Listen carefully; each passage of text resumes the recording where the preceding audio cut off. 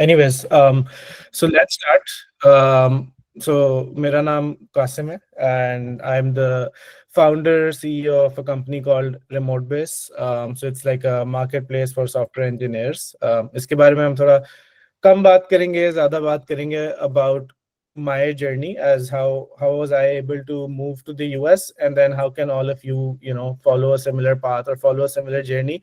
Because जब मैं move हुआ था, I was completely lost और मुझे कुछ आइडिया भी नहीं था. इनफैक्ट जब मैं B1 B2 पे यूएस आया था तो मुझे ये भी नहीं पता था कि O1 जैसी कोई कैटेगरी भी एग्जिस्ट करती है. मैंने पढ़ा था and it was so overwhelming कि आई डिडंट इवन रिकॉल कि मैंने क्या उसके बारे में पढ़ा.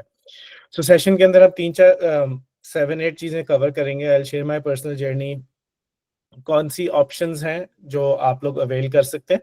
डिफरेंट ऑप्शंस हैं. It's not just O1 and it's not just EB1, but we will focus on these two because number one, this is my experience, and number two, I think this is the best path to the quickest green card. मेरा green card जो है approval के 2.5 months बाद मेरे हाथ, as fast as it can possibly get. इससे तेज सिर्फ आप पैसे देकर ही ले सकते हैं, which is the EB5 category. उसके अलावा प्रोसेस क्या है, स्टेप्स क्या हैं, इमिग्रेशन लॉयर, वो सारी चीजें I'll cover these things as we go along. So here are all the options that you have. Sorry, ये मेरी आवाज, इसकी आवाज आ रही है जब लोग ज्वाइन करते हैं कि सिर्फ मुझे आवाज आ रही है? नहीं, सिर्फ आपको आ रही है, I think. Okay, perfect. Okay, awesome. So कुछ ये options हैं. I'll cover them very briefly on this slide, and then I will dive much deeper into O1, EB1. जैसे मैंने कहा, especially for those that have joined, कोई questions अभी से भी होना तो आप chat में लिखते जाएं. I will cover all of them in the end. सबसे पहली कैटेगरी है हमारे पास O1.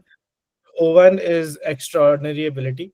Sounds very overwhelming, but it's not very overwhelming at all. और यहाँ तक कि I personally know people that have built their O1 cases, जिसका मतलब है कि उन्होंने 1 साल या 6 months या 3 months भी पहले स्टार्ट किया अपना केस बिल्ड करना. उसकी कुछ कैटेगरीज होती हैं, क्राइटेरिया होता है, 8 क्राइटेरिया होता है, जिसमें से you only have to fulfil 3 of them.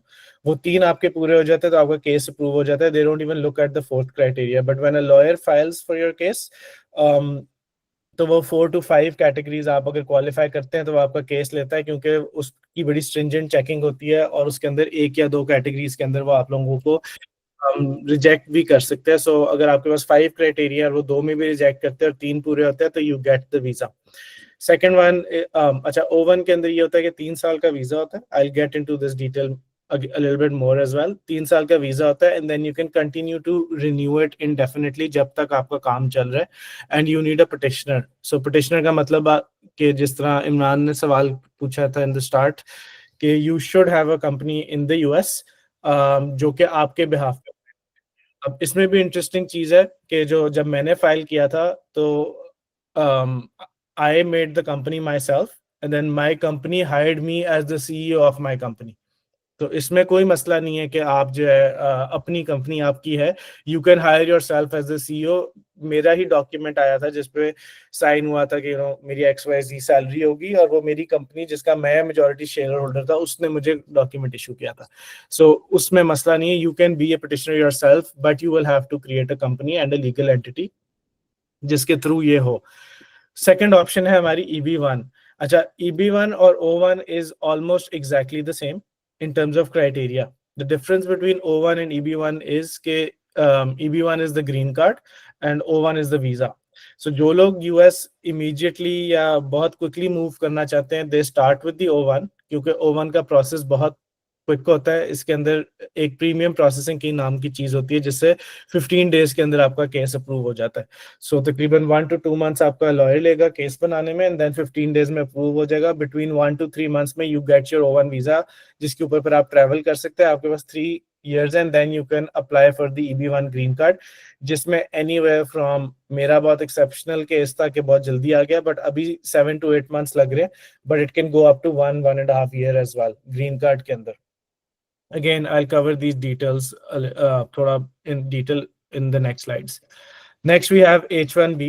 इसको हम बिल्कुल ज्यादा कवर नहीं करेंगे, बट ब्रीफली H1B जो है वो लॉटरी सिस्टम होता है। एक यूएस की कंपनी है, छोटी हो या बड़ी हो, वो आपके लिए H1B फाइल कर सकती है, और H1B के अंदर भी ग्रीन कार्ड नहीं आपको मिलता। H1B के वीजा पे आप जाते हैं, and then you have to move from one company to the other and get the other H1B। आप ज्यादा देर अनएम्प्लॉयड रह जाए तो then you have to leave the US. So बिल्कुल भी मैं ये रेकमेंड नहीं करूंगा, और बहुत ज्यादा लोग इसी के ऊपर अप्लाई करते हैं। अगर कोई गूगल, एप्पल या कहीं भी काम कर रहे हैं, they all go on H1B visas. Lottery में अगर आपका नाम नहीं आएगा तो फिर भी आपको ऑब्वियसली वीजा नहीं मिलेगा। E2 वीजा, जिसके बारे में इमरान बात कर रहा था, दिस इज इन्वेस्टमेंट वीजा। सो इसके अंदर कोई डॉलर अमाउंट मेंशन नहीं है कहीं पे भी, but generally speaking it's 50 to $100,000 जिसकी आपने इन्वेस्टमेंट करनी हो, और वो इन्वेस्टमेंट यूएस में किसी भी आप अपने बिजनेस में इन्वेस्ट कर सकते हैं। And you just have to prove that it's your business, your work। और इसमें कैश इन द बैंक का नहीं होता, so it has to be at risk money, which means के ये नहीं आप कर सकते कि आप $100,000 अपनी यूएस की कंपनी में रखें, E2 वीजा लें और 100,000 निकाल लें। सो आपने पैसे एट रिस्क करने होते हैं, व्हिच मींस कि आप लीज पे कोई दुकान ले सकते हैं, कोई टिकट्स, आप टिकट शो करा सकते हैं कि मैंने यूएस ट्रैवल किया है, वापस आया हूँ, ये सारे मेरे बिजनेस के एक्सपेंसेस हैं। सो वो टोटल अमाउंट उस इन एक्सपेंसेस की $50 to $100,000 बन रही है। That's why I want to apply for the E2 visa. So the money should be at risk when you apply, which means के पैसे खर्च हो जाने चाहिए। But it's also good news कि कैश आपको नहीं बैंक में रखना होता। You can just invest that, you can just show your tickets, food, पता नहीं क्या क्या चीजें आप उसको डाल सकते हैं। उसके बाद हमारे पास आ जाता है L1 visa. So L1 is mostly for multinational companies. कुछ कंपनीज जो है इसको स्टार्टअप्स के लिए भी यूज कर लेती हैं, but it's very hard to get अगर आप स्टार्टअप्स के लिए यूज करें। ये है inter company transfer visa, which means कि अगर एक बंदे की कंपनी पाकिस्तान में भी है और एक बंदे की कंपनी यूएस में भी है, अपनी ना भी हो, कोई बड़ी कंपनी है, ये यूजुअली कोका कोला या मैकडोनल्ड्स या कोई इस तरह की कंपनीज यूज करती हैं, कि वो कहते हैं कि जी पाकिस्तान में हमारा एम्प्लॉई है, वो बहुत ज्यादा जरूरी है हमारे लिए इन द यूएस, तो वो उसको हम मूव करना चाहते हैं इन the US. So this that visa. Again I don't recommend it, क्योंकि अगर छोटी कंपनी हो ना तो फिर बड़ा मुश्किल होता है इसको प्रूव करना। अगर छोटी कंपनी हो तो आपको यूएस में एम्प्लॉइज भी हायर करने पड़ते हैं टू शो के यूएस में फंक्शनल बिजनेस है, ये नहीं कि एक बंदे की कंपनी है। And then last and easiest way, कि अगर आप लोगों के पास बहुत ज्यादा पैसे हैं तो आप डायरेक्ट पैसे दें और ग्रीन कार्ड ले लें, इन चक्करों में पड़ने की जरूरत ही नहीं है। अच्छा, ये 800K to 1 million है। एग्जैक्ट अमाउंट आप ऑनलाइन चेक कर लें, थोड़ा ये ऑफ हो शायद, बट EB5 ग्रीन कार्ड ये होता है कि आप बस पे करते हैं और आपको ग्रीन कार्ड मिल जाता है। पे आपकी इन्वेस्टमेंट ही होती है, सो the money is still yours. कहाँ पे इन्वेस्ट करना है वो आपको बताते हैं कि these are the areas where you can invest. अपनी किसी मामे चाचे पप्पो की कंपनी में नहीं इन्वेस्ट कर सकते, इट्स वेरी स्पेसिफिक, एंड उसका रिटर्न भी स्पेसिफिक होता है, कोई 2-4% 3%, बहुत बुरा रिटर्न होता है एनुअली। जब तक आपका पासपोर्ट नहीं आता वो पैसे वहीं पे होने चाहिए, जब पासपोर्ट आ जाता है तो फिर आप आई थिंक वो पैसे निकाल सकते हैं। सो फॉर दिस सेशन हमारा जो फोकस है, बाकियों पे भी आप मेरे से सवाल पूछ सकते हैं, I will answer to the best of my ability, but focus हमारा रहेगा O1 और EB1, क्योंकि ये इतना मुश्किल नहीं है जितना जनरली लगता है। सो सो व्हाट्स द राइट, ये मैंने कवर कर लिया कि right visa for you.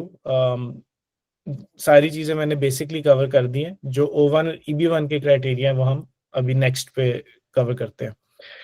So O1 visa, बिल्कुल ये भी हम एंड पे जाते हैं। नेक्स्ट क्वेश्चन जो है, अच्छा जी, सो हमारे पास आता है O1 visa again for individuals with extraordinary ability. इसके क्राइटेरिया अगर आपका फुलफिल होता है, so this is the criteria, if you can fulfil this criteria you can get the visa. और ये 3 years का वीजा है, you can renew it as much as you want. 3 categories हैं। सो सबसे पहले नेशनल स्लैश इंटरनेशनल अवार्ड्स और prizes. So अगर आपको किसी भी किस्म का कोई अवार्ड मिला है, किसी नेशनल लेवल पे, किसी इंटरनेशनल लेवल पे, तो you can fulfill this part of the criteria. Second, membership in organizations requiring outstanding achievement. So अब in my case and in a lot of your cases, मुझे खुद इस बात का आइडिया नहीं था कि different किस्म की organizations जो है ना उसके अंदर आप अगर हैं, if you're a part of, तो you can also fulfill this criteria. So in my case, I was a part of multiple accelerators in Pakistan. Plan 9 था, Plan X था. So I use them as organizations. Draper University is not really a university. I became that program, so you can use that as part of this category. So बहुत different किस्म की organizations को आप use कर सकते हैं. अगर आप tech के अंदर हैं तो आप पाशा या पाशा को ज्वाइन कर सकते हैं. सो कोई भी ऐसी ऑर्गेनाइजेशन जिसके अंदर सिर्फ फॉर्म फिल करके आप पार्ट नहीं बनते, but you actually have to prove something कि आपका सॉफ्टवेयर हाउस है या कोई भी चीज है, so you can join this, you can fulfil this particular criteria. उसके बाद हमारे पास आ जाता है publish material about your work. अब इसमें दो किस्म की कैटेगरीज हैं. एक स्कॉलरली वर्क है जिसके अंदर रिसर्च पेपर्स वगैरह आ जाते हैं, मेरा भी फुलफिल नहीं हुआ था.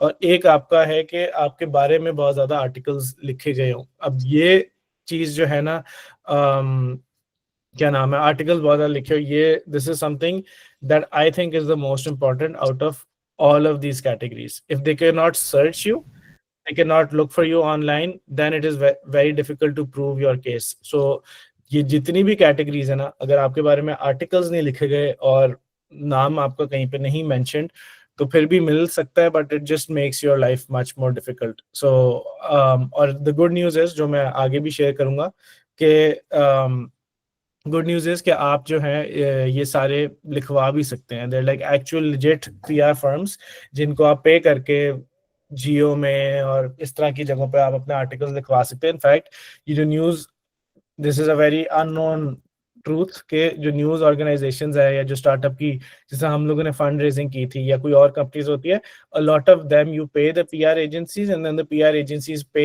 These different outlets to publish these articles. चाहे उस पर स्पॉन्सर्ड नहीं भी मेंशन्ड होता, ये काफी हद तक जो है, this not just Pakistan, like we paid a PR agency and I don't know उन्होंने फोर्ब्स को पे किया है कि नहीं किया, या उन्होंने क्या नाम है, वॉल स्ट्रीट जर्नल को तो आई डोंट थिंक पे कर सकते हैं, बट हमारा वॉल स्ट्रीट जर्नल में भी फीचर था, फोर्ब्स में भी फीचर था. So you can hire PR agencies to write articles about you, and if you write articles about you and और योर कंपनी, तो फिर आपके chances of getting this visa और द EB1 ग्रीन कार्ड बहुत ज्यादा increase हो जाते हैं. अच्छा जी, सेकंड हमारे पास आ जाता है जज of work, judging other people's work. So कोई पिचिंग कंपटीशन है, कोई सेमिनार है, कोई इस किस्म का चीज है जिसके अंदर यू आर द जज and you are judging work of other people, उससे ये क्राइटेरिया भी आपका फिल हो सकता है. In my case I was part of like different pitching competitions, जिसके थ्रू जो है ये I was part of different pitching competitions, तो ये क्राइटेरिया उससे फिल हो गया था. सो मेरे आई थिंक 5 या 6 फिल थे, but only if you have 3 नहीं, बट 4 to 5 अगर आप करें तो दैट्स गुड इनफ. 4 भी I think should be good enough, lawyer बेहतर बता सकता है. Major contributions to the industry, इसमें भी मेरा कुछ ऐसा उस तरह से नहीं था, बट अगर आपके पास कोई स्पेसिफिक पेटेंट है, आईपी है, कोई बहुत ही डिटेल में रिसर्च की हुई है, तो you can show that as well. उसके अलावा this is very easy to fill, leading leading a critical role in a distinguished organization. So this means कि आप C-level है, co-founder हैं, founder हैं, CTO है, chief operating officer है, या कोई भी C-level executive है, या even in very large organizations आप कोई बहुत VP level position के ऊपर है, तो ये भी fill हो जाता है. And then lastly you have high salary or basically high have a lot of salary, तो उससे भी आप ये फुलफिल कर सकते हैं. अच्छा, हाई सैलरी में इंटरेस्टिंग पार्ट ये है कि it depends on your lawyer how they draft your case, but अगर आपका अपना स्टार्टअप है तो आप उसका बेसिकली रेवेन्यू भी शो कर सकते हैं कि जी हमारा बहुत ज्यादा रेवेन्यू है. एंड इसके अंदर ये भी है कि आपकी अपनी salary not in US. So अगर आपकी अपनी सैलरी पाकिस्तानी टर्म्स के हिसाब से it's very high compare to Pakistan, which is very easy to fulfil. अगर आप टेक में काम कर रहे हैं या किसी भी चीज में काम कर रहे हैं, तो देन ऑल्सो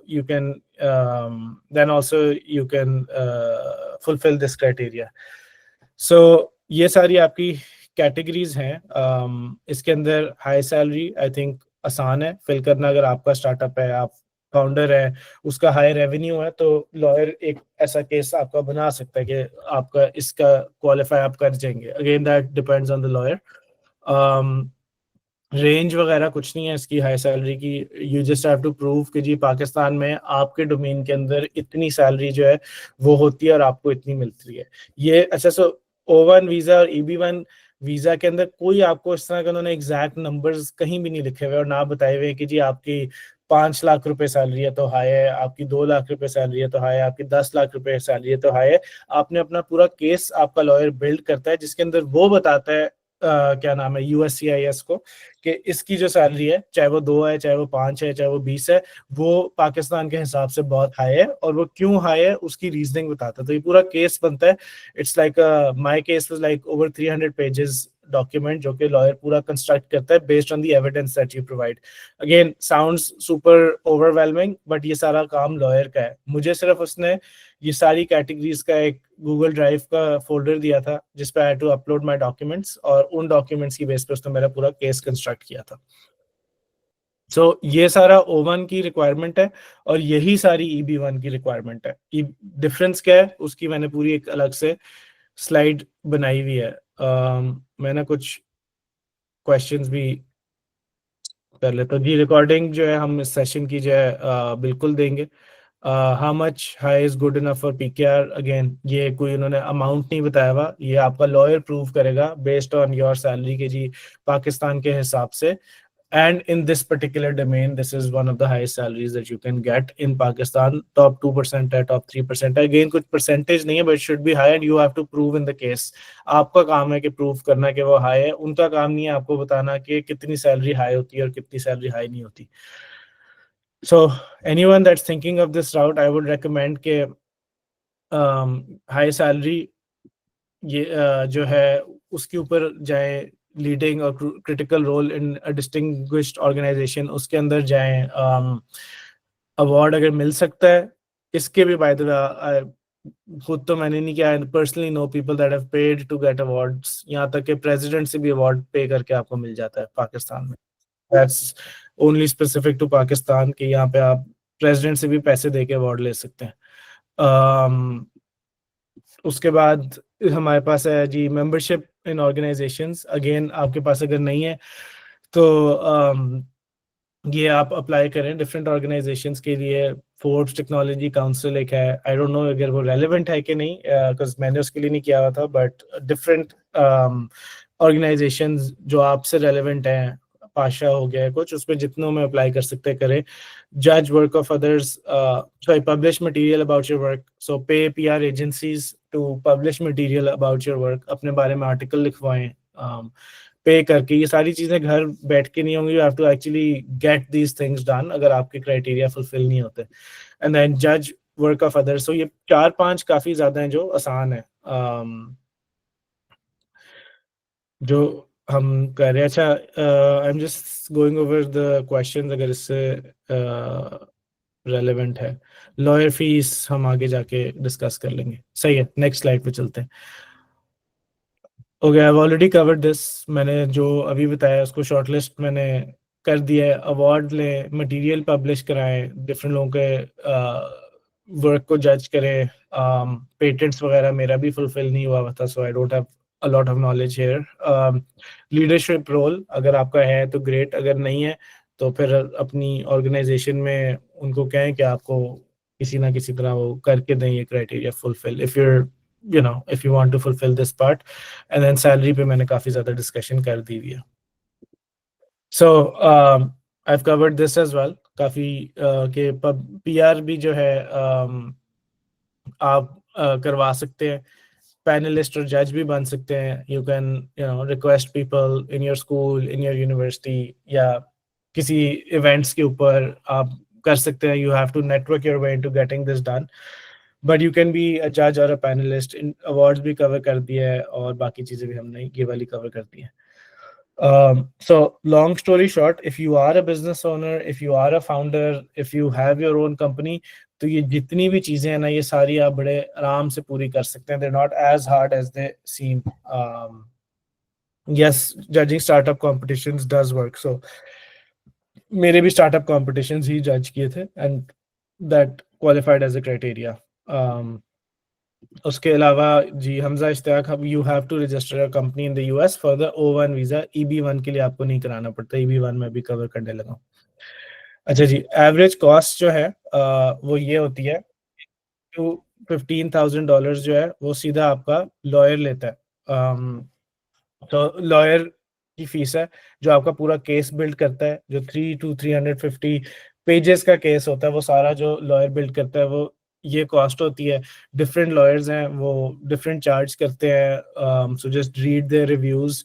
कोई भी लॉयर को करने से पहले उससे कॉल ले लें. एक कंसल्टेंसी कॉल्स यूजुअली वो फ्री ऑफ कॉस्ट दे देते हैं, and then you can obviously ask them what their rates are. जहाँ मैं हूँ बे एरिया में, वहाँ एक सोफिया एल्कॉर्न के नाम से लॉयर है, but that's really expensive. She is $15,000. But और भी काफी ज्यादा लॉयर्स हैं जो ये काम कर लेते हैं. उसके अलावा हमारे पास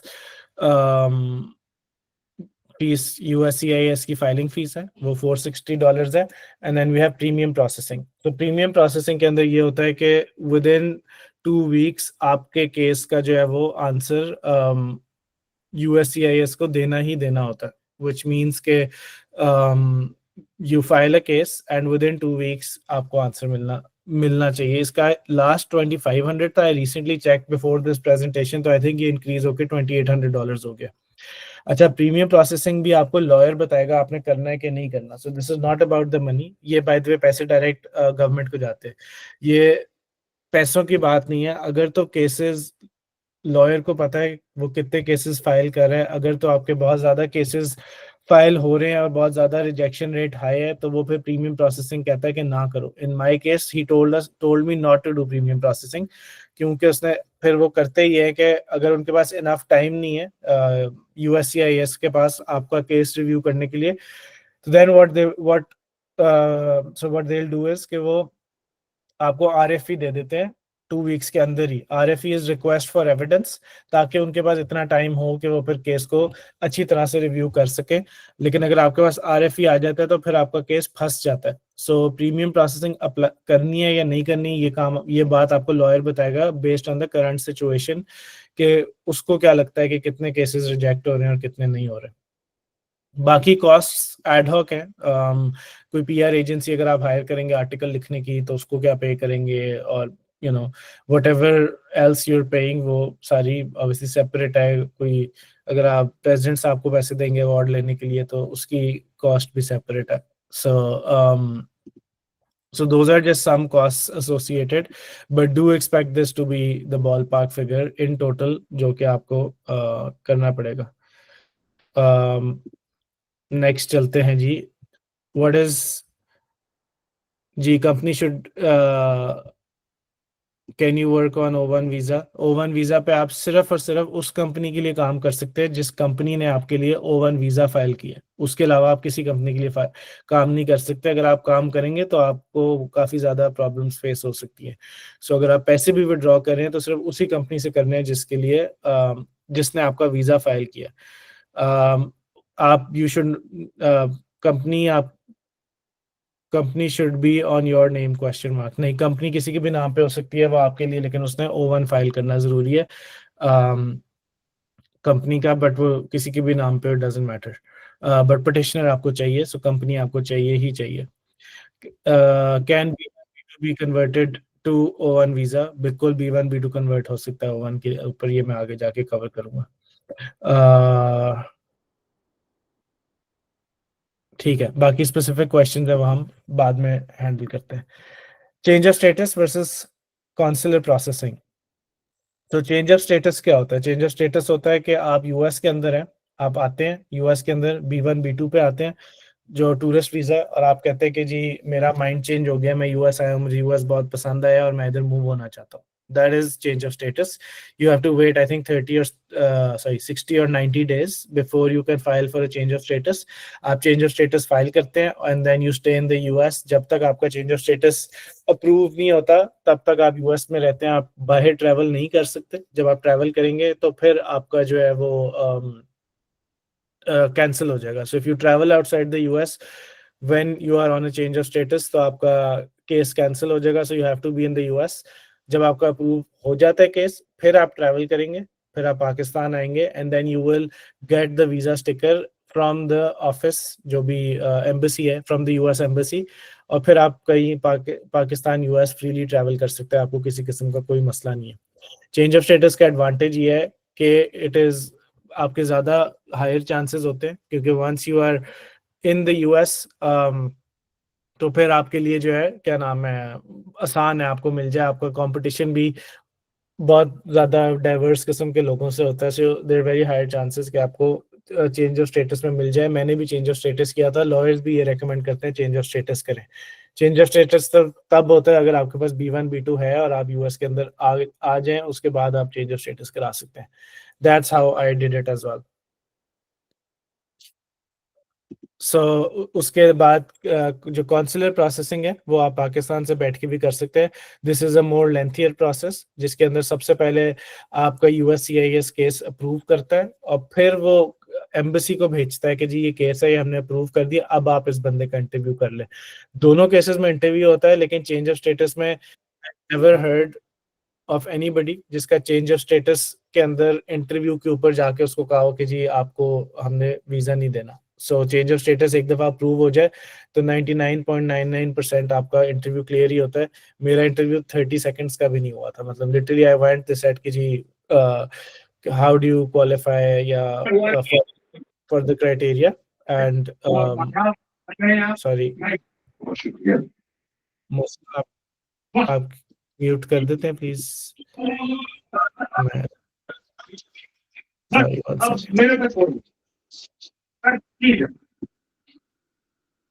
ओके.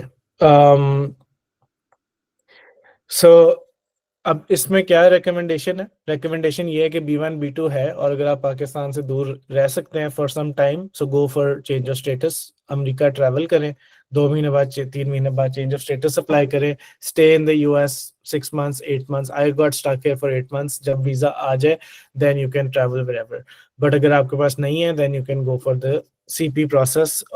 उसके अंदर टाइम थोड़ा ज़्यादा लग सकता है क्योंकि एम्बेसी के इंटरव्यूज भी आई एम नॉट श्योर ज़्यादा लेट मिलते हैं या नहीं, बट इसमें टाइम जनरली थोड़ा ज़्यादा लगता है. बट और इसके अंदर आप US भी नहीं ट्रैवल कर सकते.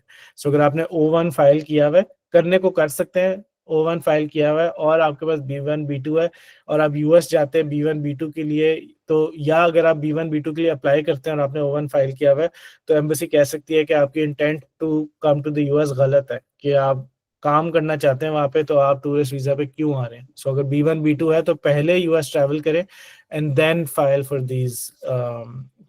अ चेंज ऑफ स्टेटस. सो ये हमने कवर कर लिया.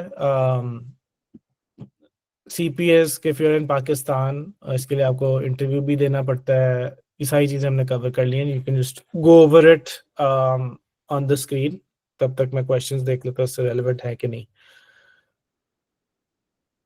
Ajay ji, how long does the US company need to be established to qualify for this? कोई इसकी डेफिनेशन या रिक्वायरमेंट नहीं है. मेरी कंपनी आई थिंक नवंबर में मैंने रजिस्टर कराई थी और जून में मैंने फाइल किया था.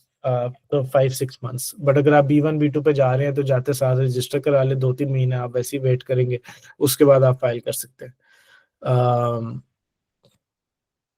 सो ये can we work during change of status period? अपनी कंपनी के लिए आप काम कर सकते हैं, लीगली आप काम नहीं कर सकते, but there is no way for them to know और प्रूव के आप काम कर सकते हैं या आप काम नहीं कर रहे हैं या नहीं कर रहे. So if you are working for your company, just don't withdraw a lot of salary in the US. Normal काम वगैरह कर लें. It is a bit of a grey area. So as long as you are working for your own company तो ठीक है. किसी और company के लिए स्ट्रिक्टली प्रोहिबिटेड है. Don't work for any other company in the US. Even if you get the O1 तो भी किसी और कंपनी के लिए काम नहीं करना. You can get into a lot of trouble. So EB1 is so legally Sanjay आप नहीं कर सकते काम किसी भी कंपनी के लिए यूएस में रहते हुए। अगर आप इलीगली या अंडर द टेबल काम कर रहे हैं तो दैट्स फाइन, बट यूएस के अंदर अगर आपको O1 मिल गया तो you can only work for the company जिसके लिए O1 मिला है। अगर आप किसी और कंपनी में काम करना चाहते हैं तो आप उसके लिए H1B फाइल करें। अगर आप अपनी ही किसी और कंपनी में या कोई और बंदा आपके बिहाफ पे O1 फाइल करना चाहता है तो आप एक और O1 फाइल करें। अपनी कंपनी से एक O1 लेके उसी पे आप काम उस कंपनी के अलावा किसी कंपनी पे काम नहीं कर सकते। उसके बाद हमारे पास आ जाता है, अच्छा, if I already have B1 B2 and then want to register a company I should go to the US first and then do it। नहीं, आप पाकिस्तान से भी कर सकते हैं। कोई कंपनी पाकिस्तान बैठ के भी बड़े आराम से रजिस्टर करा सकते हैं। फर्स्ट बेस के नाम से एक है, उस पे कर सकते हैं, क्लर्की पे कर सकते हैं, स्ट्राइप एटलस पे कर सकते हैं। पाकिस्तान में लोकली भी इजाद JAD के नाम से है, वो लोग भी कर देते हैं register. So there are lots of ways to register company. Register company करना सबसे आसान काम है इस पूरे प्रोसेस का। अच्छा जी, EB1 ग्रीन कार्ड जो है ना, वो और O1 जो है वो एग्जैक्ट सेम क्राइटेरिया है, और हम सिर्फ EB1A जो एक्स्ट्राऑर्डिनरी एबिलिटी है इसकी बात करेंगे, बाकी दो की रेलेवेंसी नहीं है और ना मुझे इतनी नॉलेज है उनके बारे में। सो EB1A के बारे में हम बात करेंगे, जो कि मेरा क्राइटेरिया था। This is green card. Green card आपके पास आ जाए तो आप समझे कि पासपोर्ट आपके पास आ गया। You have to spend 5 years in the US, 6 months every year and 2.5 years total out of 5 years if you spend in the US, तो आपको पासपोर्ट मिल जाता है। सो ग्रीन कार्ड जो है EB1A एंड O1 का एग्जैक्ट सेम क्राइटेरिया है, शायद थोड़ा बहुत डिफरेंट हो बट लाइक सेम चीजें। अगर आप O1 के लिए क्वालिफाई करते हैं, E1 के लिए भी कर सकते हैं। सिर्फ ये है कि EB1 जो है उस पर बहुत ज्यादा स्ट्रिक्ट आपकी केस को देखा जाता है, बहुत स्ट्रिक्टली देखा जाता है। O1 जो है वो फिर 2 हफ्ते में आपको मिल जाता है। EB1 जो है वो like it takes a while. उसमें I-140 होता है और I-485 होता है। I-140 में प्रीमियम प्रोसेसिंग हो जाती है, बट I-485 में 6 महीने, 8 महीने, साल भी लग सकता है बेस्ड ऑन आपका केस करंट है कि नहीं। अब दोनों का मैं कंपैरिजन अभी कर लूंगा, but generally speaking O1 is a visa, EB1 is a green card. Green card के बाद आप पासपोर्ट ले सकते हैं, वीजा के बाद आप पासपोर्ट नहीं ले सकते। O1 आप जितनी मर्जी दफा चाहे रिन्यू करा सकते हैं। EB1 आपको रिन्यू कराने की जरूरत ही नहीं है। एक दफा आपके पास ग्रीन कार्ड आ गया तो आपके पास 10 साल के बाद आई थिंक रिन्यू कराना होगा, बट 10 years आपके पास ग्रीन कार्ड होता है। उसमें से 5 years if you spend 2.5 years in the US, 6 months per year, तो आपको ऑटोमेटिकली US पासपोर्ट मिल जाता है। EB1 ग्रीन कार्ड के ऊपर आप जहां मर्जी काम करें। और अच्छा, डिफरेंसेस आगे हाईलाइट करते हैं। सो ग्रीन कार्ड के अंदर आप जहां मर्जी काम करें, यू कैन वर्क एनीवेयर, कोई रिस्ट्रिक्शन नहीं है। किसी भी कंपनी के लिए काम कर सकते हैं once you get your green card, किसी किस्म की कोई रिस्ट्रिक्शन नहीं है। So this is also how it's different. उसके अलावा ड्यूरेशन हम कवर कर चुके हैं। क्राइटेरिया भी हमारा सिमिलर है। स्पॉन्सरशिप, सो EB1 के लिए आपको कंपनी भी नहीं चाहिए। So if you go for a green card directly, so आपको एक कंपनी भी नहीं चाहिए, आप direct EB1 green card apply कर सकते हैं। सो उसके अंदर ये है कि when you apply for the EB1 green card directly तो आप सेल्फ स्पॉन्सर करते हैं। सो आप ही अपने आप को स्पॉन्सर करते हैं, आप ही सारा अपना एविडेंस देते हैं और उसका अप्रूवल आ जाता है।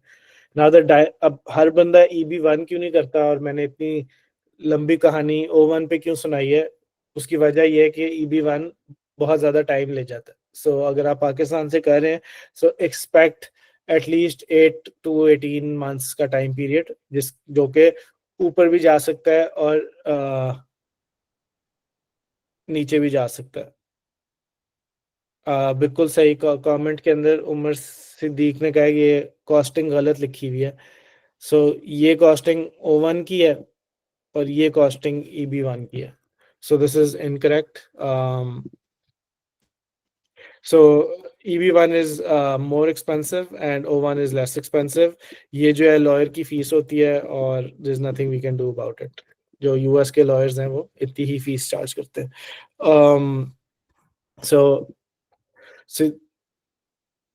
सो जो recommended path है, if you really want to move to the US, वो ये, and if you have the capital to do so, तो उसके अंदर पहले आप O1 करें, O1 करके यूएस जाएं, या B1 B2 है तो पहले यूएस जाएं, वहां से O1 फाइल करें, नहीं है तो पाकिस्तान से O1 फाइल करें, O1 का अप्रूवल लें, यूएस जाएं और फिर आप अपना EB1 ग्रीन कार्ड को फाइल करें। उससे फायदा ये है कि आप यूएस की ट्रैवलिंग भी आपकी खुल जाएगी, आप जब चाहे यूएस जा सकते हैं, जब चाहे नहीं जा सकते, और आपके पास ग्रीन कार्ड भी इवेंचुअली आ जाएगा।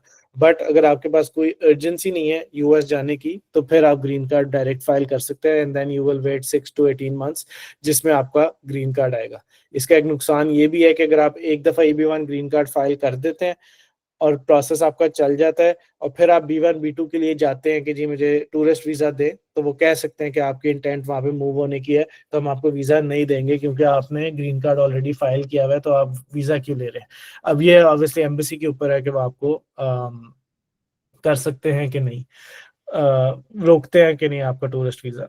Can you sponsor your parents, so इसको हम कवर करेंगे, बट बिल्कुल आप क्या नाम है, पेरेंट्स कर सकते हैं, वो थोड़ा लेंथी प्रोसेस होता है, बट स्पाउसेस और चिल्ड्रन को पहले कवर करते हैं।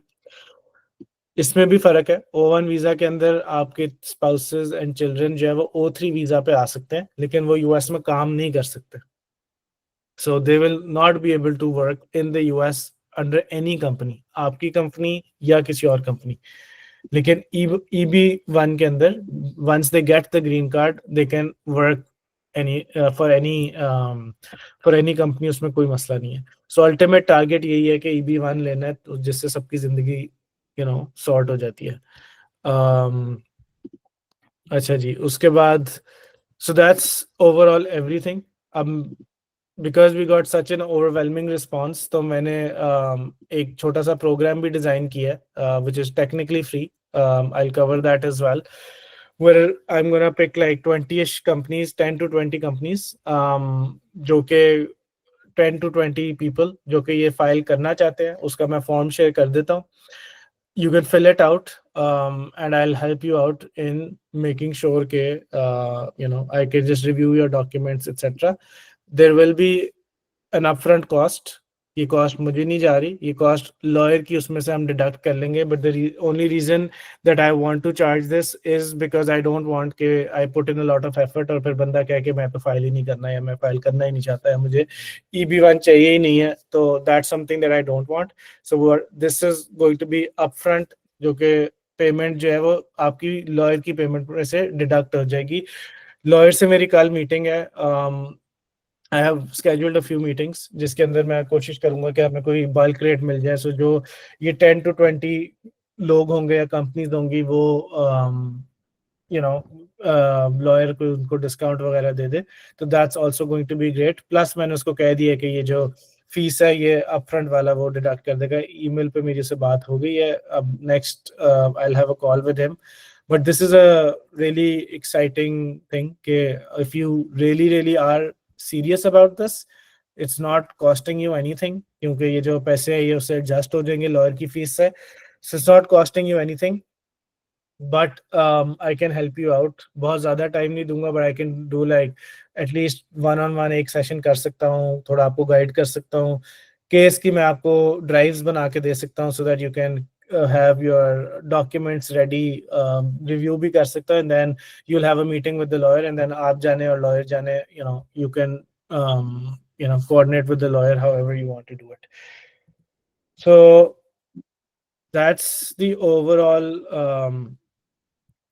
क्या नाम है सारा वो। आई थिंक 45 मिनट्स हो गए। आई नो कुछ जगहों पे मैं काफ़ी फास्ट था, कुछ टाइम भी हमारे पास कम था, but happy to take any questions. मैं अभी क्वेश्चंस भी रिव्यू कर लेता हूँ।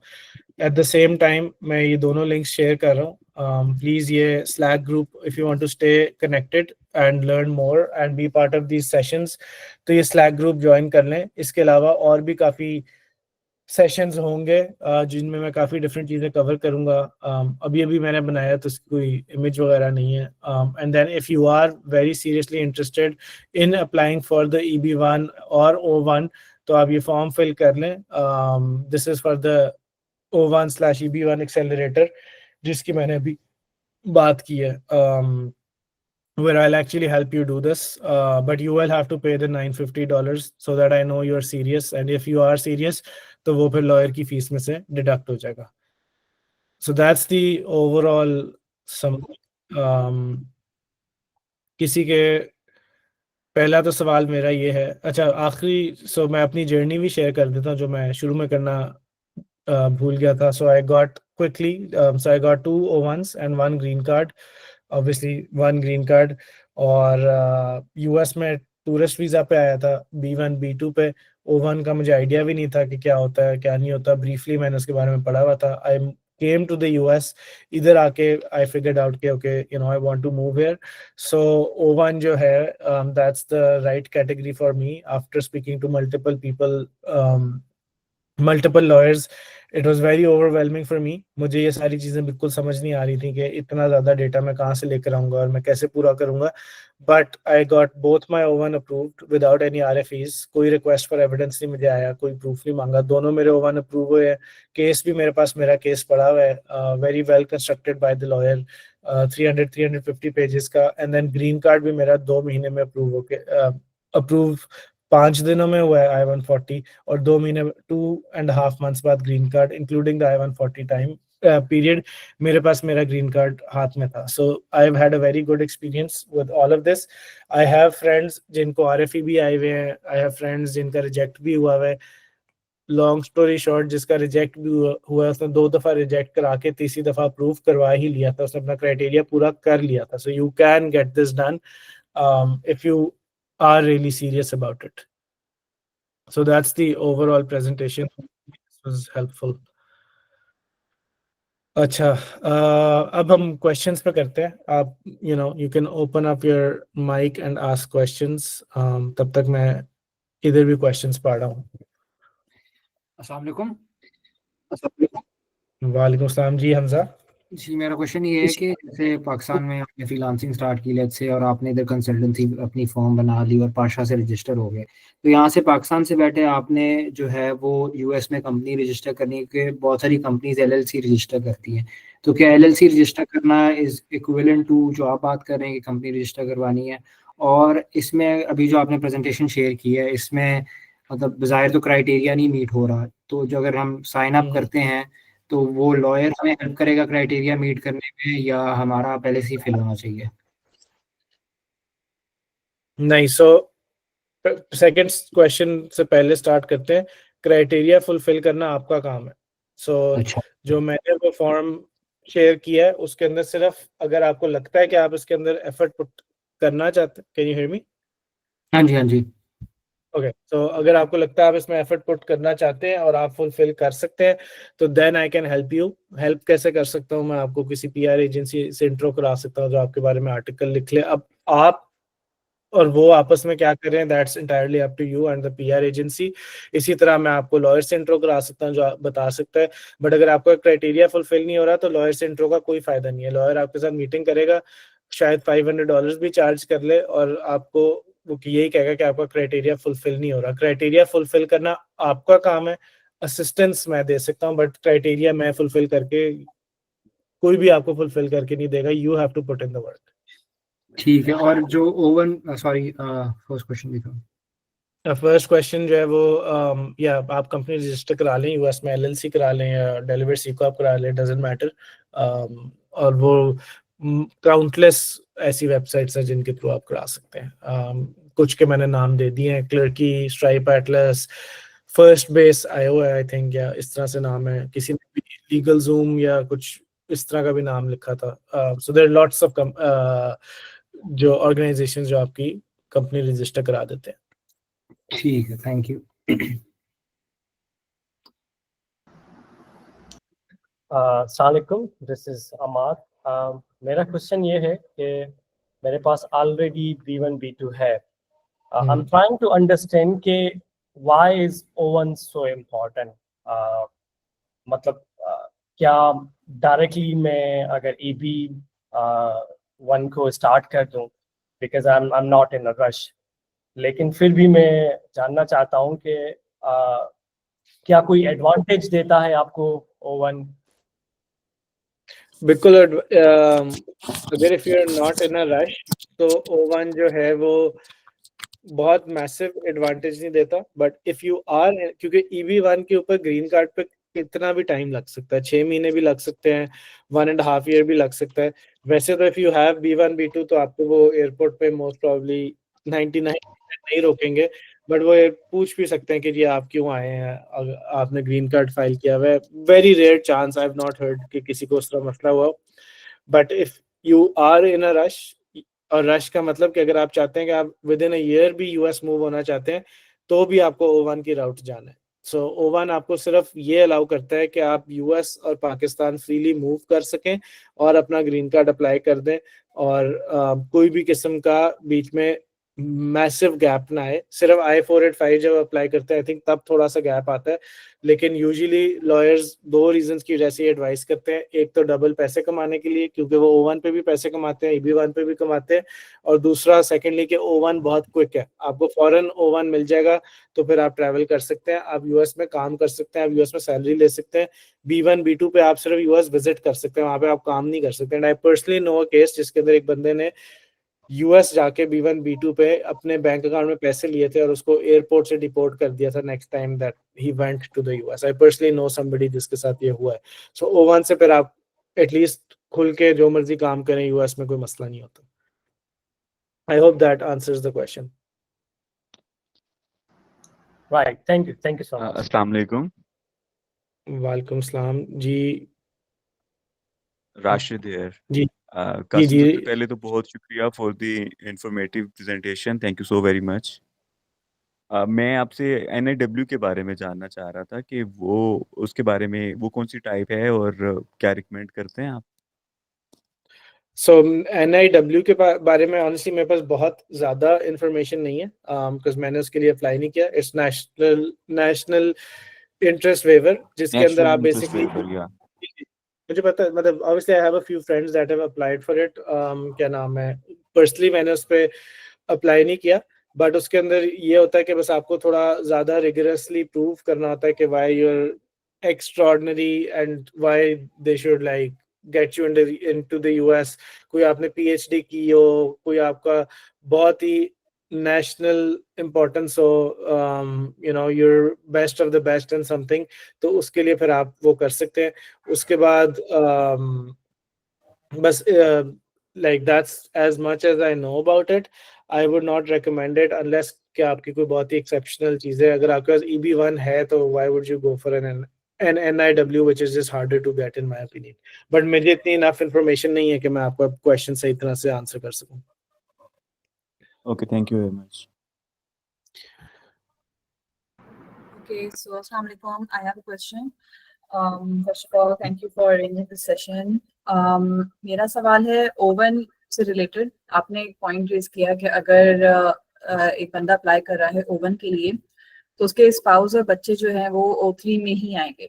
अब ऐसे सिनेरियो में क्या कर सकते हैं जहाँ पे दोनों वर्किंग हो, जैसे या दोनों ही को फाउंडर्स हों एक ही स्टार्टअप में, या फिर दोनों अलग अलग भी अगर काम कर रहे हों, तो ऐसे सिनेरियो में क्या होता है? देखिए, या दोनों O1 अप्लाई करेंगे अगर दोनों फाउंडर्स हैं, या एक काम नहीं कर सकता। There is no in between. So अगर आपके पास, and I don't make the rules, I like ये, सो अगर आपके पास O1 है और आपके स्पाउस के पास या चिल्ड्रन के पास O3 है, तो वो US आके काम नहीं कर सकते जब तक आपका ग्रीन कार्ड नहीं आता। जब ग्रीन कार्ड आ जाएगा तो वो तब काम कर सकते हैं, या वो H1B या कोई और कैटेगरी में अप्लाई कर सकते हैं। O3 अगर उनके पास है और अगर वो O3 में US के अंदर है तो वो काम नहीं कर सकते। तो उनका भी O3 के बाद अगर फॉर एग्जांपल ग्रीन कार्ड आ गया फिर प्राइमरी एप्लीकेंट का, तो O3 जो भी हैं वो फिर ग्रीन कार्ड में आके फिर वो कर सकते हैं। बिल्कुल ऐसे ही है, जब ग्रीन कार्ड आ गया तो फिर आपका O1 और O3 इररेलेवेंट है। ओके, तो मतलब बेसिकली ये होगा कि दोनों ही फिर O1 के लिए अप्लाई करें। हाँ, Okay. जी फहीम, आपका कोई क्वेश्चन? अच्छा हाँ, अस्सलाम वालेकुम। Thank you so much Kashif for the presentation. Quick question वो ये है कि my wife is a PhD, कुछ हद तक वो अपने क्राइटेरिया मीट करते हैं probably through NIW. Personally I run a business, multiple private limited companies, PASHA के अंदर रजिस्टर हैं, कुछ रिनोमरेशन को कर सकते हैं, पीआर एजेंसीज के साथ वैसे ही हमारा काम है। So what's your recommendation, should I apply through my wife's route और थ्रू माइन? और अगर वाइफ करेंगी तो पीएचडी क्या इसमें फॉल करता है, और is it more suited to the NIW? I think PhD is more for the NIW. ये ज़्यादा startup founder, startup या वैसे business owner, not just startup founder. I keep saying it because I am a startup founder. एक ही बात है, doesn't matter. So in your case, if you are applying, then the ideal route is O1 or EB1. If she's doing, then it's NIW. So दोनों अलग-अलग भी कर सकते हैं, but उसमें gap भी आ सकता है. So my recommendation, personal, obviously a lawyer would be able to tell you better, but personally, kitni urgency hai that you guys want to move to the US? Ideally, you can instantly get an O1. जो आपने मुझे बातें बताई हैं, उसकी base पे you can get an O1 between, if you start today, so between 1 to 3 months में आपका O1 आ जाएगा.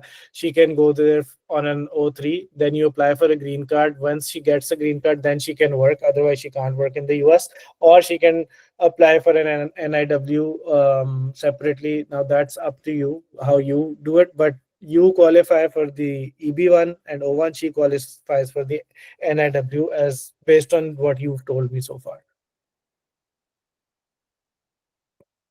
Hope that answers it, but you should definitely get the O1 if plan है foreign US move होने का. जी Ahmad. Assalamualaikum.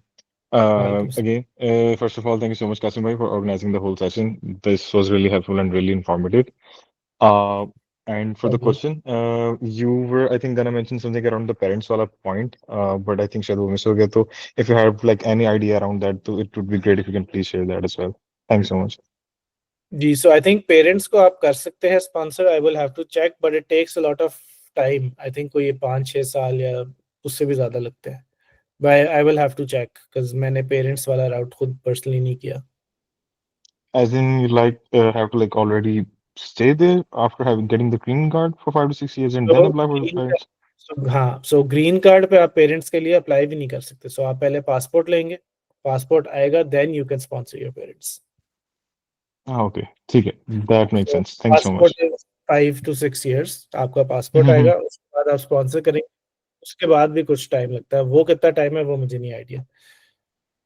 Thanks so much. That answers the question. अच्छा, so Hamza Shabir ने पूछा है कि जी I previously had B1 B2 but it's expired and I have to get it renewed. ये तो B1 B2 से related है question Hamza. So B1 B2 just apply like जो normally आपने last time जैसे apply किया था, B1 B2 apply करें, B1 B2 लें, फिर US आए, Draper का program,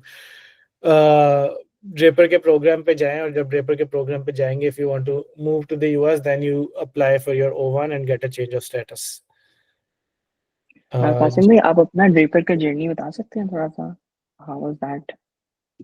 बिल्कुल बिल्कुल मैं बताता हूँ. So I think it was great in terms of business. I don't think इतना कोई उसकी value add थी, but in terms of it getting me to the US, fulfilling some criteria, O1 लेने में, और getting ये बे एरिया में कहाँ पे रहना है, कैसे करना है, ऐसे बेसिक चीज़ों के लिए बहुत फ़ायदेमंद था. बिजनेस में डायरेक्टली एज सच कोई हेल्प नहीं होगी, बट उसके अलावा यूएस ट्रैवल करना, आना, familiarity with the place, getting to know people, उस सब में काफ़ी फ़ायदेमंद था. जी उसामा, आपका कोई क्वेश्चन था? अस्सलाम वालेकुम. उम्मीद है आप खैरियत से होंगे. Been time. Thank you for organising the session. यार मेरा सवाल ये था कि हम लोग जो है स्केलिंग स्टेज है पूरी मिडिल ईस्ट और यूएस के अंदर, उसके अंदर हमारा जो है वो फोकस मूविंग टुवर्ड यूएस नहीं है, पर more towards doing business in US. उसके लिए हमने अभी एलएलपी भी इनकॉर्पोरेट कराई है, और उसके साथ अभी हम जो है प्राइमरीली फोकस कर रहे हैं वहाँ पे लॉन्च एक just wanted to ask what's the best visa for that अभी B1 B2 है हमारे पास। सामा आपकी बहुत आवाज कट रही है, बट जो मुझे क्वेश्चन समझ आया, होपफुली सही में आंसर कर रहा हूँ, वो ये है कि अगर यूएस मूव नहीं होना तो B1 B2 पे आप आए जाएं, कोई मसला नहीं है। बस 6 मंथ्स उसकी लिमिट होती है, 6 मंथ्स पूरे कभी भी नहीं करने, 4 मंथ्स भी नहीं करने। बेशक आप महीने के लिए आए, 2 महीने के लिए आए, बेशक वंस ट्वाइस अ ईयर आए, एवरी 2-3 मंथ्स भी आप B1 B2 पे अगर आएंगे तो वो क्वेश्चन पूछ सकते हैं कि आप हर 2-3 महीने बाद क्यों आ रहे हैं यूएस। बट उसके अलावा कोई मसला नहीं है, आप यूएस में कंपनी रजिस्टर कराएं, B1 B2 पर ट्रैवल करें। B1 B2 आपको अलाउ करता है कि आप बिजनेस मीटिंग्स ले सकते हैं, यूएस में बिजनेस मीटिंग्स लें and you should be good to go, उसमें कोई मेजर प्रॉब्लम नहीं है ये सही। और उसमें यूएस में एक्सपैंड कैसे कर सकते हैं, कंपनीज को कैसे टारगेट कर सकते हैं, वो सारी चीजें I will probably cover in another session. So slack का ग्रुप ज्वाइन कर लें अगर अभी तक आपने नहीं किया। और जहां तक बात है इस सेशन की, so this is mostly for if you want to move to the US, तो फिर उसका क्या पाथ है, और O1 और EB1 के थ्रू आप अपने क्राइटेरिया पूरे कर सकते हैं। बड़े thanks. No problem, and great to see you after a long time. जी Faheem's question. हाँ, one question that is कि अगर B1 B2 अप्लाई करते हैं और रिजेक्ट हो जाता है, does that impact the chances of getting the O1? नहीं, आई डोंट थिंक सो, क्योंकि B1 B2 जो है वो आपकी एम्बेसी में जाके रिजेक्ट होगा, और जो O1 है वो आपने USCIS से पहले अप्रूव कराना होता है। तो आई डोंट थिंक कि इतना कोई मेजर मसला होता है, तो थोड़ा अनरिलेटेड है। B1 B2 अगर आपका रिजेक्ट हो जाता है तो भी O1 is a good path, क्योंकि B1 B2 जब वो रिजेक्ट करते हैं तो वो कहते हैं, या EB1 is a better path, so वो कहते हैं कि जी no strong ties to Pakistan, या रॉन्ग इंटेंट कि आप ट्रैवल करना चाह रहे हैं। सो O1 और EB1 में तो आपकी इंटेंट ही फर्क है ना, क्योंकि आप यूएस एक्चुअली मूव कर रहे हैं। O1 में भी इट्स नॉन इमिग्रेंट, बट आप एटलीस्ट काम के लिए तो कर ही रहना, काम के लिए काम तो कर ही सकते हैं ना यूएस में। So I don't think it impacts it in any way. जी संजय। अच्छा, अस्सलाम वालेकुम Qasim. First of all thank you so much for giving this wonderful insights. मेरा पहला क्वेश्चन तो ये है कि जो ये E1 वीज़ा, मतलब जो विजिट वीज़ा होता है यूएस का, तो ये is it necessary to be in Pakistan while applying, या पेरेंट कंट्री वाइल अप्लाइंग, या आप कहीं पे भी अप्लाई कर सकते हो? फॉर एग्जांपल मैं अभी जो है मिडल ईस्ट में हूँ, तो वहाँ से मैं अपना मतलब किसी भी यूएस एम्बेसी से ये रजिस्टर करा के, और ऑब्वियसली पासपोर्ट तो पाकिस्तानी है ना, तो हो सकता है, या is it necessary to be in Pakistan? कौन से वीजा की आप बात करें? विजिट वीजा जो E1 है, वो B1 है, सॉरी आई गेस। हाँ B1 B2 वो आई थिंक आप कहीं से भी करा सकते हो, वो मसला नहीं है, अपनी यूएस एम्बेसी जाना होता है। बट उसके मुझे ज्यादा नॉलेज नहीं है, बट आप आई थिंक कहीं से भी करा सकते हो। जी हारिस। जी अस्सलाम वालेकुम कासिम, हारिस दिस साइड। इसमें टू क्विक क्वेश्चंस। एक तो ये कि जिस तरह आपने मेंशन किया कि अगर if you are a freelancer तो आप अपनी LLC रजिस्टर करें and you need to be in the category जिसमें आपकी रिलेटिवली हाई सैलरी हो। तो फॉर एग्जांपल आप पीके बेस तो आपके अगर आप काम कर रहे हैं तो if you are let's say earning भी 50K a year और सो, तो वो तो काफ़ी रिलेटिवली हाई हो जाएगी USD। बट अगर आप उसकी बेसिस पे ओवन लेके यूएस मूव करते हैं, then since you still need to work with that company and inform it, तो उसकी फिर डेफिनेटली आपका रेवेन्यू या सैलरी इतनी होनी चाहिए कि you are able to sustain in US, right? तो this is probably an issue कि आपका एक सस्टेनेबल पहले रेवेन्यू हो अपनी कंपनी से ताकि आप यूएस भी सर्वाइव कर सकें, राइट? वो अग्रीड 100%। देखें, I would not recommend anyone to go through this path जो कि या like that doesn't have at least some income or revenue, because US is extremely expensive. Bay area तो बहुत ही ज्यादा महंगा है, यहाँ पे तो मतलब रेंट ही को $5-6 हज़ार है। बट जो सस्ते एरियाज भी हैं, फिर भी इट्स यूएस इज एक्सपेंसिव, सो सस्ते एरियाज में तो आप $1,000-2,000 रेंट पे भी रह सकते हैं, बट खर्चे आपके पाकिस्तान से बहुत ज़्यादा ही होंगे। So my recommendation to anybody, वो भी आप साइड पे कर दें, जो लॉयर की फीस ही $8,000 to $15,000 is a lot of money. So if you are going through this path, you should have a steady income, or at least some income, and yeah, agreed with what you're just saying. Right. और इसमें secondly, अभी what's like the current scenario in terms of somebody getting a direct work permit for the US? जैसे किसी को job मिल जाती है, तो वो वाला रूट क्या उसमें चांसेस हैं आजकल, या if you feel like that is something जो कि उसकी अब सक्सेस रेट इतना नहीं है? H1B है, वो लॉटरी है, और उसमें इतना सक्सेस रेट नहीं आया। पर्सनली नो पीपल इनका H1B नहीं आया।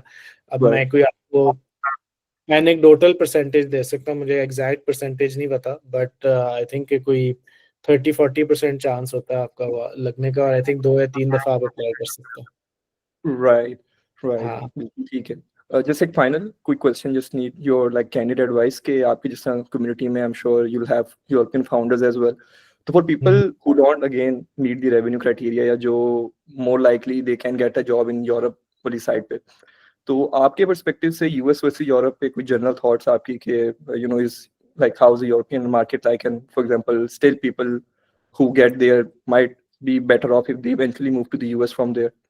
कोई आपके सर्कल में उस तरह की कोई एग्जांपल्स, या how you generally feel about this comparison?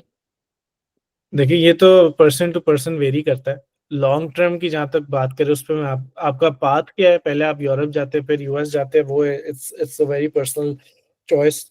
Europe जाके you make enough money that you can move to the US, that's personal, but एक चीज जरूर है कि if you want a nice comfortable life और आप चाहते हैं कि you know एक अच्छी लाइफ हो, एक अच्छी जिंदगी हो, तो यूरोप मिडल ईस्ट कमाल जगह है। यूएस वो बंदा आता है जो चाहता है कि मैं दुनिया में I'm gonna do something and I'm gonna do something big, और यूएस मेक श्योर करता है कि ये जगह आपको निचोड़ ले in terms of effort, in terms of hard work, but वो ये भी मेक श्योर करता है कि लॉन्ग टर्म जो भी यूएस रहता है, they become successful if they're hard working and if they're able to you know put in the effort. तो इस जगह से बेहतर जगह दुनिया में कोई एग्जिस्ट नहीं करती, और अभी तक तो there is no place that I know. Successes आपकी यूरोप से भी निकलती हैं, सक्सेसेस आपकी पाकिस्तान से भी निकलती हैं। मलिक रियाज बैरियर टाउन भी बना सकता है, लेकिन if you want to increase your odds of success and want to really do something massive, जो कि जिसके लिए आप हार्ड वर्क करने के लिए तैयार हैं, तो वो यूएस ही है, एक ही जगह, and it's the entire ecosystem. Capital है यहाँ पे, सब कुछ यहाँ पे, talent, capital, everything that you can wish for is here. यहाँ का जहाँ बे एरिया जहाँ मैं रहता हूँ, यहाँ उबर ड्राइवर जो है वो $8,000 से $10,000 कमाता है महीने का, which is almost 20 lakh rupees, 30 lakh rupees per month Uber चलाने वाला कमाता है। So it's extremely costly, but क्योंकि उसकी रिहाइश भी महंगी है, but this place if you are willing to put in the hard work rewards you. Right, sounds good. Thank you so much. No problem. Acha ji, how soon can you apply for EB1? If people want to leave, so that's fine. I'm here for another 15-20 minutes. एक दो thoughts है, please form fill करें if you're actually serious about it. किसी ने कहा था कि जी $950 से सीरियसनेस कैसे प्रूव होगी। 950 is very less। उसकी वजह ये क्योंकि जब लॉयर को $15,000 देने पड़ेंगे, या 15 नहीं 8 में भी हो जाता है। सो जो मेरा लॉयर था वो उसने 8 आई थिंक लिया था, बट अब वो $9,500 लेता है, but I can try to get like a bulk discount if we have enough people. अच्छा, उसके अलावा how soon can you apply for EB1 after getting an O1? You can apply immediately, मतलब 1-2 महीने के बाद आप कर सकते हैं। लिंक मैंने शेयर कर दिया हुआ था, मैं दोबारा से शेयर कर देता हूँ। ये स्लैक ग्रुप भी ज्वाइन कर लें और ये फॉर्म भी फिल कर लें, फिर actually serious about it. Next question is what's the time to apply when we visit the US? What's the time to apply for change of status? So I think 60 या 90 days के बाद आप apply कर सकते हैं, अगर और less than 6 months आप स्टे कर सकते हैं यूएस के अंदर ऑन अ B1 B2। तो होता है कि बिटवीन 60 to 90 डेज के बाद आप चेंज ऑफ स्टेटस अप्लाई कर देते हैं। उसके बाद अगर आपका केस 8 महीने बाद आए, इन my case it was 4-5 months, total 8 months लगे थे क्योंकि बीच का टाइम पीरियड भी था, तो देन आपका B1 B2 एक्सपायर भी हो, मतलब एक्सपायर नहीं, उसका 6 मंथ्स भी गुजर चुके हो तो उससे कोई फर्क नहीं पड़ता क्योंकि आपने चेंज ऑफ स्टेटस अप्लाई किया हुआ है। उस पॉइंट पे ना आपके पास B1 B2 है और ना आपके पास O1 है, so you are somewhere in the middle. So उस वक्त कोई फर्क नहीं पड़ता, आप बेशक ओवरस्टे कर दें अगर आपका चेंज ऑफ स्टेटस है और आपका केस का रिजल्ट नहीं आया तो आप साल भी ओवरस्टे करें, डजंट मैटर। रिजेक्ट होके आ जाए then you have to leave immediately.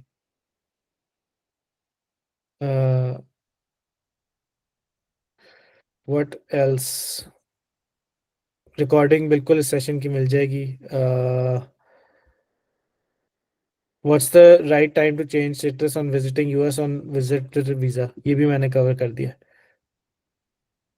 I think किसी के पास और कोई क्वेश्चंस हैं या कोई क्वेश्चन मेरा मिस हो गया हो तो वो प्लीज पूछ लें, because there are lots of questions in the chat. Any other questions? Total amount जो मैंने उसमें लिखा हुआ था लॉयर की फीस पे डिपेंड करता है। अगर EB1 के ऊपर, EB1 is by the way not a visa, it's a green card and it's expect between 15 to 20 या $25,000 लॉयर फीस की बेसिस पे। जी मोहम्मद सोहेल। अच्छा, thank you for the great session. Loved every bit of it. अच्छा, I have a very generic question regarding EB1. अच्छा, when we apply EB1, तो उसमें it goes with all of the family members, such as spouse and the children, or does it, go to the primary applicant and then it follow towards the other family members? I think that's a great question. So पहले आपका I-140 approve होता है, वो सिर्फ हम्म, main बंदे का होता है जो अप्लाई family. करता है। जब वो अप्रूव हो जाता है फिर आपकी पूरी फैमिली इकट्ठी अप्लाई करती है I-485 के लिए। उसमें फिर ग्रीन कार्ड जब आपको आएगा तो सबका इकट्ठा आएगा, लेकिन पहले हम्म, आपका I-140 अप्रूव होगा फिर सबका ग्रीन कार्ड अप्लाई होगा। सो पहले एक बंदा करेगा फिर उसके सारे वो लोग भी स्पाउस एंड चिल्ड्रन भी कर सकते हैं। Dependents. हाँ, अच्छा, a depend- follow-up question towards it. कि is it contingent towards the interview as well, EB1? So or no? नाम का इंटरव्यू होता है। I never ever heard anybody जिसका नहीं, ग्रीन कार्ड में तो मेरा कोई इंटरव्यू नहीं हुआ था, EB1 में नहीं हुआ था। O1 के अंदर सिर्फ आपका नाम का इंटरव्यू होता है। दे नेवर, आपके पास अप्रूवल है ना USCIS का, तो आपको इंटरव्यू पे कोई बहुत ही आपने कोई वाकईतन कुछ खुद गलत किया हो तो वो कुछ हो सकता है, वरना वो आपका रैंडमली रिजेक्ट नहीं कर सकते USCIS के अप्रूवल के बाद। एक किसी का केस मैं जानता हूँ, आई थिंक उसका एडमिन प्रोसेसिंग में चला गया था 3 महीने या 6 Yeah. महीने, लेकिन रिजेक्ट फिर भी नहीं किया था उनका।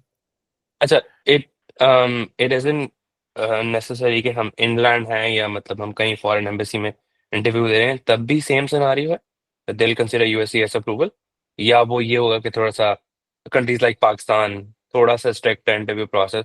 I have a one experience, I can tell you all about it. तो Yeah. but अब उसमें my question towards it कि is it, what's the weightage here? So USCIS is has the more weightage or the interview? Because both has some weightage, no? नहीं, O1 में तो USCIS has a lot more weightage। Interview का पास बंदे के पास कोई reason होना चाहिए आपका वीजा रिजेक्ट करने का। B1 B2 तो होता ही सिर्फ एम्बेसी के पास है ना सारी वेटेज, तो वो एम्बेसी रिजेक्ट कर दे तो कर दे। USCIS से आपका अप्रूवल आ गया और एम्बेसी का मतलब वेटेज तो कोई नहीं है दोनों केसेस में, but embassy can reject if they want to, if they don't like you they reject it, और वो उसकी उनको कोई रीजन देने की जरूरत नहीं है, but they really have to go out of their way to reject somebody, क्योंकि USCIS ने आपका केस अप्रूव कर दिया, किसी बंदे ने बैठ के 350 पेजेस का डॉक्यूमेंट पढ़ के आपका केस अप्रूव किया है और 2 हफ्ते लगाए प्रीमियम प्रोसेसिंग के केस में, वरना उसे 3 से 4 महीने लगाए हैं आपके केस को अप्रूव करने में। वो एक इंटरव्यू वाला आके 5 सेकंड में कैसे रिजेक्ट कर सकता है? तो वो it's hard to reject somebody जिसका ऑलरेडी केस अप्रूव हुआ हो USCIS से। मतलब बहुत कम केसेस ऐसे हैं जिसमें बहुत कम क्या, मैं पर्सनली किसी केस को नहीं जानता जिसका USCIS अप्रूवल के बाद केस इंटरव्यू वाले ने रिजेक्ट कर दिया। आई don't no anybody personally. And premium processing, ये तो मुझे पता था कि विद इन द US तो हो सकती है, बट ये पाकिस्तान से बैठ के भी हो सकती है। नहीं, ये मेरा ख्याल है नहीं हो सकती आई पाकिस्तान थिंक से नहीं हो सकती ना, या आई हर्ड दैट। इसका मुझे पता था कि like within the States premium processing is available, exactly but अगर applicant is not in the US, नहीं, that's exactly. All I have. हाँ, और वो भी प्रीमियम प्रोसेसिंग आपको लॉयर बताएगा। So lawyer, it's not about the money, it's about कि अगर लॉयर कहता है कि जी प्रीमियम आई नाइन। प्रोसेसिंग, हाँ, उस पे बड़े केसेस रिजेक्ट हो रहे हैं आजकल, तो वो नहीं अप्लाई करेगा प्रीमियम प्रोसेसिंग, क्योंकि ना उसके पास पैसे जाने हैं, वो ना ये जाने सीधे गवर्नमेंट के पास। वो लॉयर आपको आपके बेस्ट इंटरेस्ट के हिसाब से बताएगा। करेक्ट, मेक्स सेंस, हाँ, that's all her I lawyer have. कहेगा कि O1 पहले करें और EB1 बाद में करें, क्योंकि उसमें उसका बेस्ट इंटरेस्ट है, क्योंकि वो 2 दफा फीस कमाना चाहता है। So that's something that you, तो जिस भी आप लॉयर के पास जाएंगे वो कोशिश यही करेगा कि पहले आप O1 करें फिर EB1 करें, एटलीस्ट थोड़ा पुश आपको उसी डायरेक्शन में करेगा। Got it. अच्छा, इसमें when talking to the lawyer and हम फाइनलाइज कर रहे होते हैं, so let's say a case is submitted and the USCIS ask any further proof or they may reject the case. In that scenario, the lawyer would be the attorney will be asking the fees again, और ये होता है उसकी terms and condition में कि यार if there is no legit reason, आपने कुछ इस तरह की कोई चीज ना कर दी हो, unless there is that reason, तो वो they can reapply. So lawyer आपसे सांस लेने के भी पैसे लेगा, तो वो आपको हर केस में करेगा। रिजेक्ट डायरेक्ट नहीं होता, पहले आरएफई आती है। बहुत कोई रेयर केस हो तो रिजेक्ट होता है, but they don't reject your O1 case directly. So सबसे पहले वो O1 केस के अंदर सबसे पहले वो आरएफई भेजते हैं, which is request for evidence, कि आपने कहा है कि आपने, सो मेरा को फाउंडर है, दिस इज वेरी इंटरेस्टिंग। सो मुझे और उसको प्राइम मिनिस्टर ऑफ पाकिस्तान से अवार्ड मिला किसी चीज का, ये शहबाज शरीफ से। स्टेज पे हमने पिक्चर खिंचवाई, हमने केस फाइल किया, उसको आरएफई आ गई कि अवार्ड का क्राइटेरिया बताए। प्राइम मिनिस्टर ऑफ पाकिस्तान को अवार्ड मिला है, तो उसको फिर हमने प्राइम मिनिस्टर ऑफिस को रीच आउट किया कि भाई प्लीज क्राइटेरिया भेजिए अवार्ड का, फिर जाके हमने उसको अप्रूव कराया। सो मेरी नहीं आई, but I am just saying कि टांग अड़ानी हो तो वो प्राइम मिनिस्टर के ऊपर भी अड़ा सकते हैं। बट उसका O1 के केस में भी मसले आए थे, तो इसलिए दिस इज व्हाई उसका इस केस में भी उन्होंने मुश्किल ही किया था, बट उसका भी लग के आ गया था।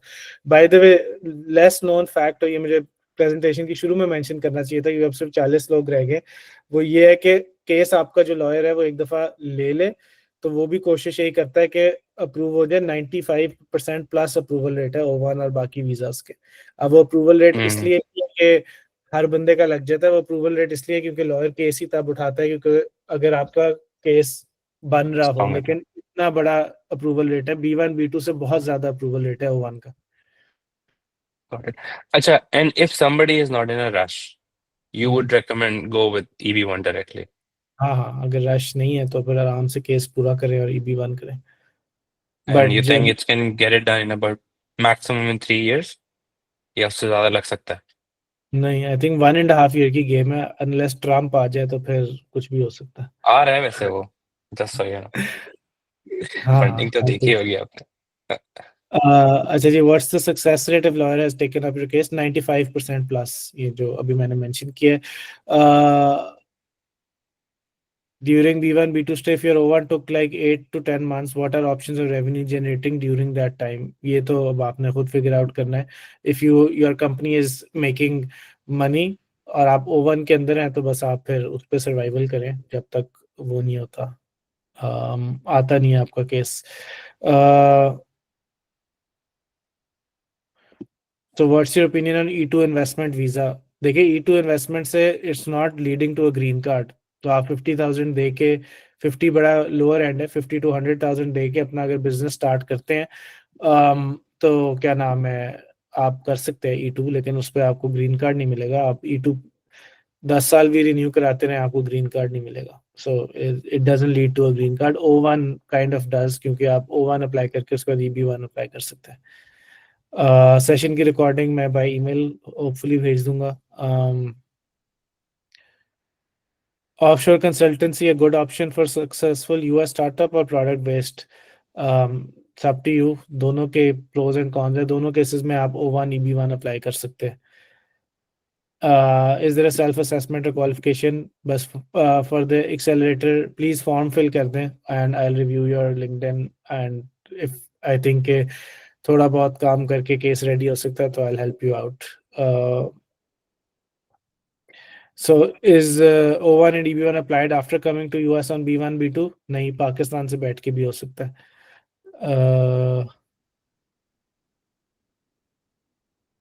ठीक है. I think anybody else has any questions? फिर हम हॉप ऑफ कर लेते हैं. अगर है तो happy to answer. I have 10 more minutes, but I think के 1.5 hour हो गया. सो किसी के कोई और लास्ट क्वेश्चंस? नहीं. ओके, चलिए. Thank you everybody. Next steps ये, प्लीज स्लैक ग्रुप ज्वाइन कर लें. मैं अपने लिंक्डइन पे भी, सॉरी, किसी का कोई क्वेश्चन है?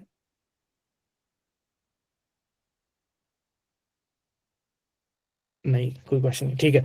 अच्छा, सो थैंक यू एवरीवन. अब ये करते हैं कि प्लीज़ स्लैक अगर आप ज्वाइन करना चाहते हैं कर ले.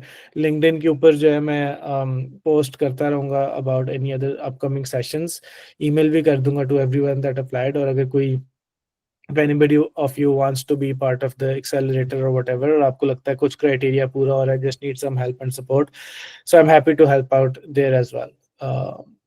Thank you everyone. Hopefully this was helpful. Overwhelming नहीं था. ये मैं लिंक भेज रहा हूँ, ऊपर वाले लिंक पे आप अप्लाई कर सकते हैं.